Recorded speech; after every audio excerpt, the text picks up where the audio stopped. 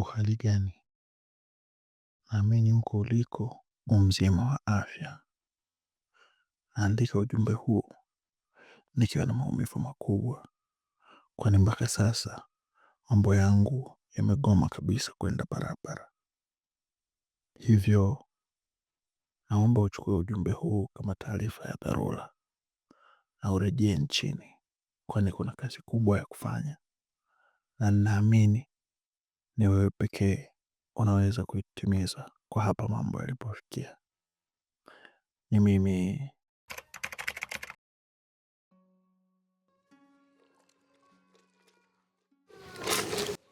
Tajiri, toka nimepata taarifa kwamba shamba limeuzwa. Bana, hatujapata muda wa kuongea. Tunakutana tu vilabuni, tunakunywa. Sawa, lakini sijapata taarifa na bwana Namjua. Bwana tamba kinoma huko. Yaani huko ananisema anasema sasa hizi tumeingia umaskini. Sasa anataka kwako taarifa kaka tajiri, yani shamba limeuzwa kweli? Yani sababu bwana ananisema huko ndani kwamba sasa hizi wewe na bosi yako mmefilisika, ameuza kila kitu. Ni kweli? Mbwiga, kama unavyomjua Boa, ni mtu mwenye maneno sana. Kwa hiyo maneno yake yasikutishe, usiogope wala lolote. Yako kweli shamba nimeuza, ila Boa asikutishe wala lolote. Sasa kama umeuza toka nimepata taarifa hadi leo, tungekuwa tumeenda ughaibuni zaidi.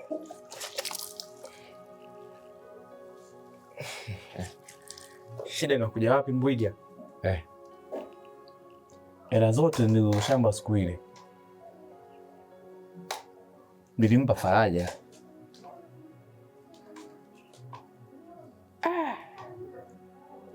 Wewe kaka Masu ya Tonga ndio umeanza kumwamini mwanamke kiasi hicho kaka?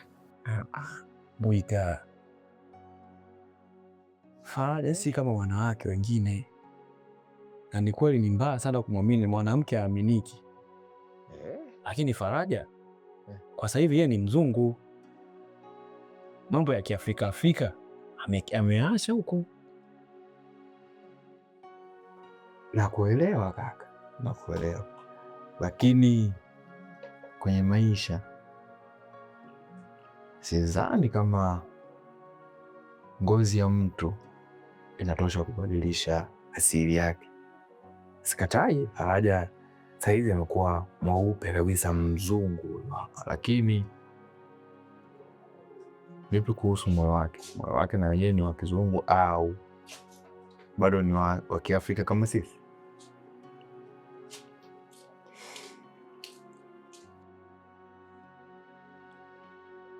Mwiga, unajua kinachonifanya nizidi kumwamini Faraja ni nini? Ndio. Siku tulioenda wote mjini, tulienda mpaka kwa ule mtayarishaji wa muziki. Tukafika, nikakutana naye, tukaongea. Kwa hilo na kinanifanya nizidi kumwona Faraja ni tofauti na wanawake wengine. Sawa, mimi siwezi kupisha. Lakini kwanza nimekumbuka. Toka umekuja siku ile, umekuja kilabuni, umetunywesha, tumekunywa. Lakini mpaka leo hujawahi kuniambia kabisa mlivyoenda kule mjini wewe na Faraja. Ilikuwaje? Tunakutana tu vilabuni. Mbwiga. Kweli tunakutana vilabuni. Zinaishia kule story. Hujawahi kuniambia kabisa. Toka umekuja. Kweli kabisa. Miezi yote imepita. Sasa sikiliza. Ilikuwepo hivi. Siku tumeenda mjini. Tulikutana na bonge ya nyumba. Kama ughaibuni yani. Oya, nyumba nzuri hiyo. Sijaiona. Tumefika pale. Tukakutana na jumba lenye majengo mengi. Tukaingia kwenye jengo moja ambayo humo ndani yupo huyo mtayarishaji wa muziki. Sasa kwanza mtayarishaji? Yani mwandaji wa muziki, mtu anayetengeneza ule muziki wenyewe ule. Ungesema sasa. Sielewi. Sasa shida ushamba umekuzidi. Tuliofika pale. Kwanza kabisa wakakumbatiana na Faraja. Habari. Nzuri. Za siku. Faraja safi tunaendeleaje? Jamaa fresh za huko. Safi. Faraja akamwambia, "Nimekuja na huyu hapa, rafiki yangu huko kijijini anaimba." Ikawaje? Jamaa akaniangalia. Akanipandisha, akanishusha. Akanipandisha, akanishusha. Akasema, "Unajua kuimba kweli huyu?" Faraja, "Anajua. Huko kijijini kwao, ndo anaimba." Nikamwambia uende mjini. Jamaa akasema, "Imba kidogo." Nikamwambia ile nyimbo yetu. Ile ya Mtoni. Muda mwingine najiuliza unazuri namna gani na nashinda pata jibu. Ukiwa wewe. Ndio maana ulipata. Oya, nilianza kwa uoga, lakini nilivyoimba tu. Jamaa akasema, "Oya, Faraja, umeniletea hela. Mimi nilikwambia ungeenda mjini mapema. Alikuwa wapi muda wote huyu? Alikuwa wapi?" Sasa alikuwa kwa kijijini kwao, amejikalia tu huko. Jamaa akasema, "Hii hela cha kufanya huyu asianze na nyimbo moja." Oya, utoka kwa nini? Naimba album. Album ndo. Yaani sio alisema ndo zinakupa zina nyimbo 6 sijui 8. Baada ya hapo. Yaani kama hiyo ndo nikitoa hiyo, nyimbo zote kali zitakuwepo huko ndani. Baada hapo mkarekodi. Ndio maana akasema kaandaa hela ya nyimbo 8 hizo sijui nyimbo 8 alisema. Kaandaa hiyo nyimbo ya album. Ukirudi tutafanya kazi. Ndio maana mimi nikarudi nikauza shamba. Tajiri. Wewe. Ndio maana ukaja huyu yani una furaha. Na fulani nikasema, "Wewe hii mbona hela mali ndogo? Mimi nauza shamba, naenda kuuza shamba kwa nikachapa kilabu kizima pombe." Sasa pale mkurekodi hata moja kwenye ile hela uliyoenda nayo kule. Hamna. Tulimba tu kidogo tu kwa ili inaonekana kama kweli sijui nipo napenda kufanya muziki. Acha hela kidogo hapa. Ndio nikaacha sasa ile nyingine ambayo imebaki, nikampa tu kidogo Faraja na nyingine tukaja pombe pale. So poa. Sasa wakati mnatoka pale yani. Sasa ndio tumetoka pale. Faraja sijui kama amesahau nini ndani. Mimi tumetoka, sasa pale nje kopo kuna kite. Akaniambia, "Kaa hapo kwa kitu nimesahau ndani." Akaenda mule ndani. Alichukua muda kidogo kama dakika 30 hivi.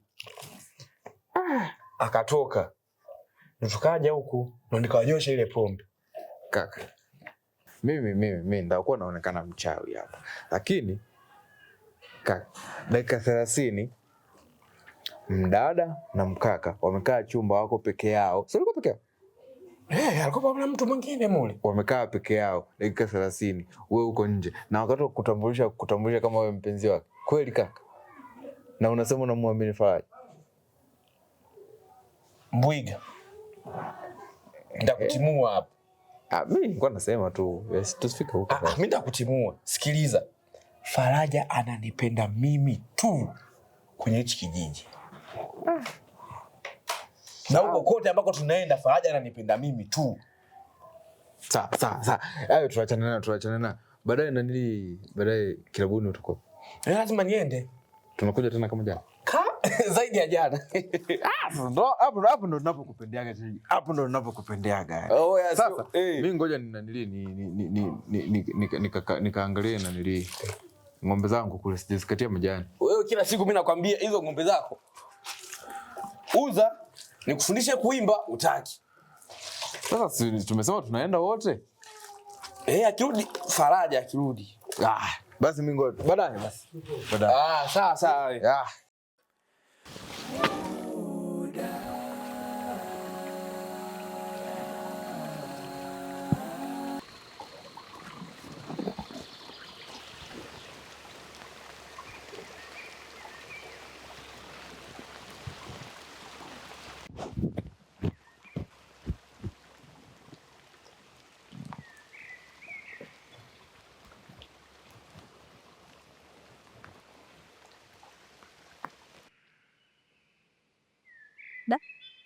Kaka, nimekukalisha mpaka mvua imeshuka.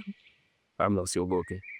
Samee bure. Vipi? Mambo mengi. Safi kwema? Safi, inakwaje? Safi za nyumbani. Mungu mwema kwa kweli.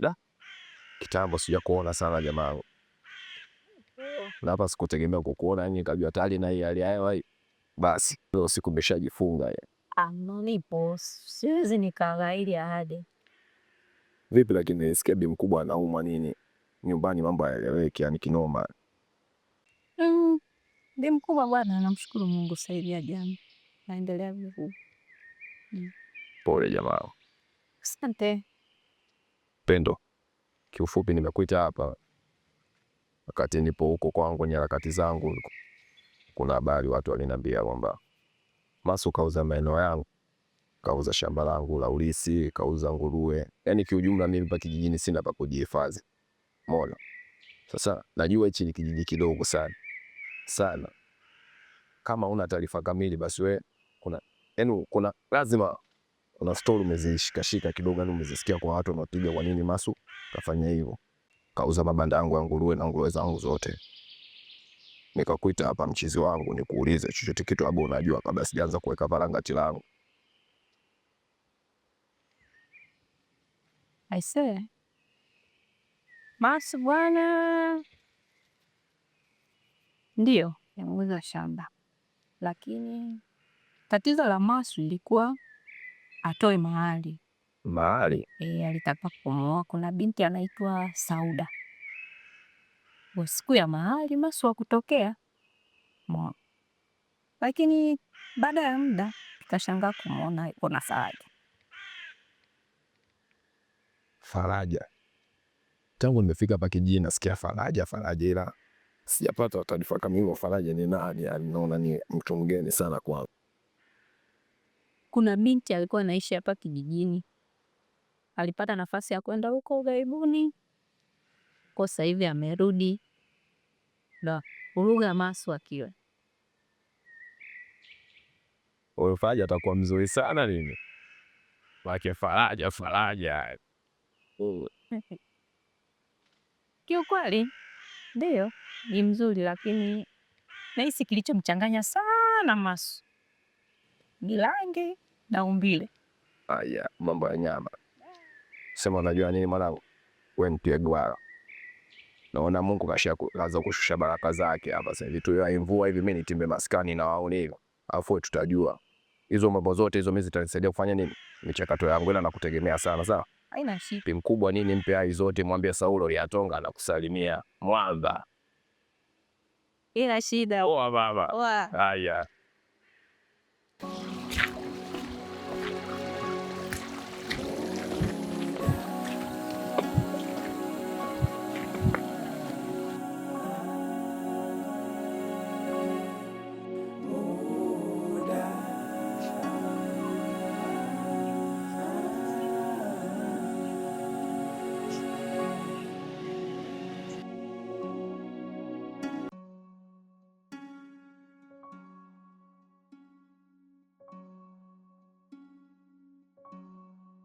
Bwana Pepe,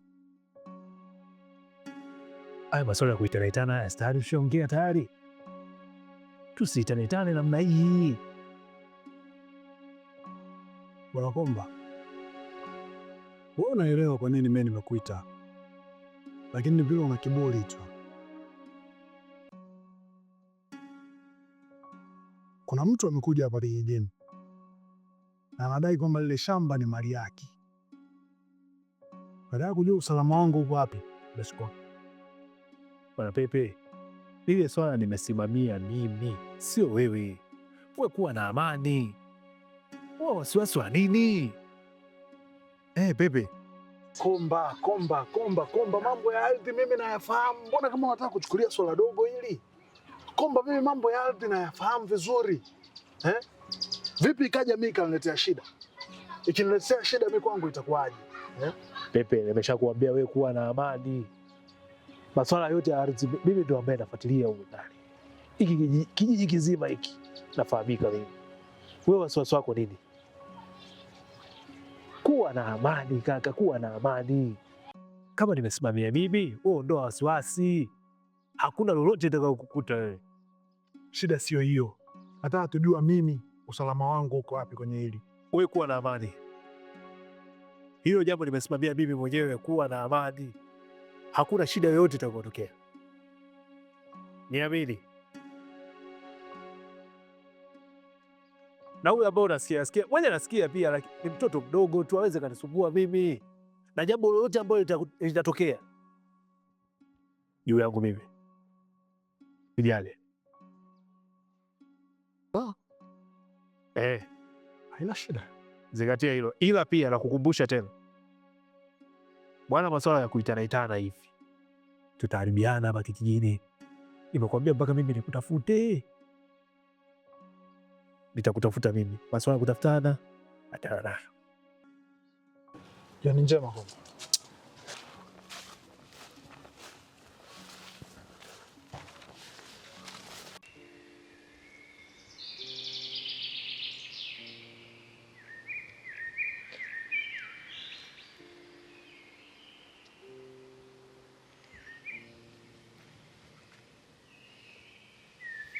Unajua Sauda, mimi bado sijaona mwanamke mrembo kama wewe kwenye hichi kijiji. Kwa nini unasema hivyo Boaz? Kwa sababu kila nikifikiria mwanamke mwenye akili, anayejitambua, ambaye naweza nikajenga naye familia yenye amani, usawa na upendo, nakuwaza wewe. Boaz, unajua fika kuwa ninayempenda ni Masu, na Masu huyo ni rafiki yako. Kwanza swala la Masu naomba usiliongelea, kwa sababu vile alivyokufanyia, hata nikimwona hapa sidhani kama nitamwangalia vizuri. Lakini Sauda, moyo hauzuiliki. Kama ambavyo wewe unaelewi kwa Masu, ndivyo ambavyo mimi sielewi kwako. Lakini nimekaa nikisubiri, huenda ipo siku utabadilisha maamuzi. Haijalishi itakuwa ni muda gani. Boaz, sio kwamba sijui hisia zako, nazijua, na pia naona jitihada zako za kupambania kunipa furaha niliyoipoteza.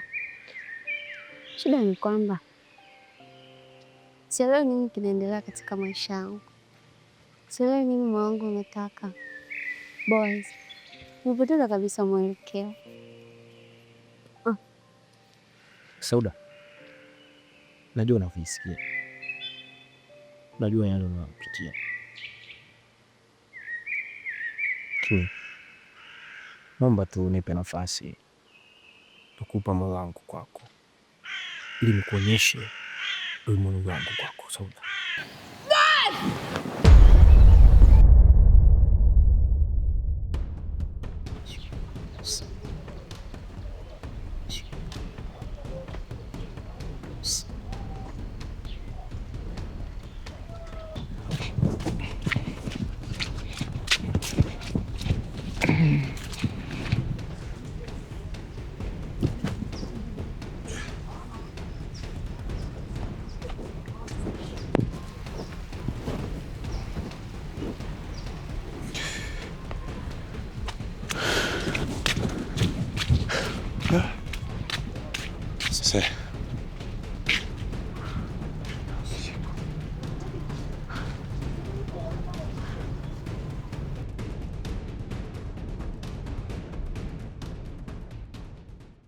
Masu, o Masu, Masumbuko, mnisubiria.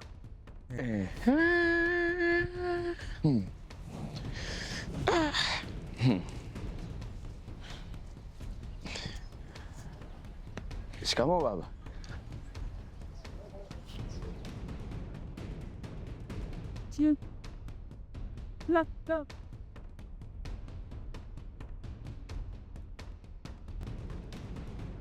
Shikamoo.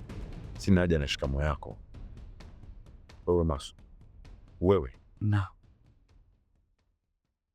hivi unajua kwenye maisha kwamba mtu mzima nguo zikimvuka uchutana, lakini kama hana busara basi kimbia. Sijaelewa ni nini tafsiri ya ulichokifanya. Je, lengo lako lilikuwa ni kudhalilisha familia na kumdhalilisha binti yangu, si ndio maana yako? Hapana. Hapana baba, kwanza naomba unisamehe kwa yaliyotokea. Kikweli nilipo sina jinsi. Nilifanya hivyo ili niweze kutimiza ndoto zangu, na kosa langu ni kushindwa kutoa taarifa. Wewe kijana waliatonga, wewe kijana waliatonga, wewe hivi kwa umeona binti yangu mimi ni mshamba sana, yaani ni mshamba sana kiasi kwamba anaweza kuharibia wewe ndoto zako, si ndio?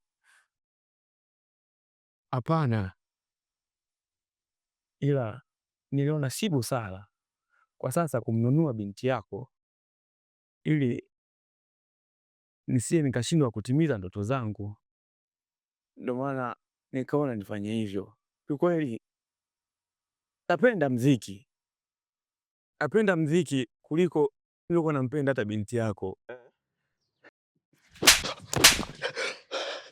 Wewe ko umemfanya binti yangu mimi kuwa ni kitu kama ni...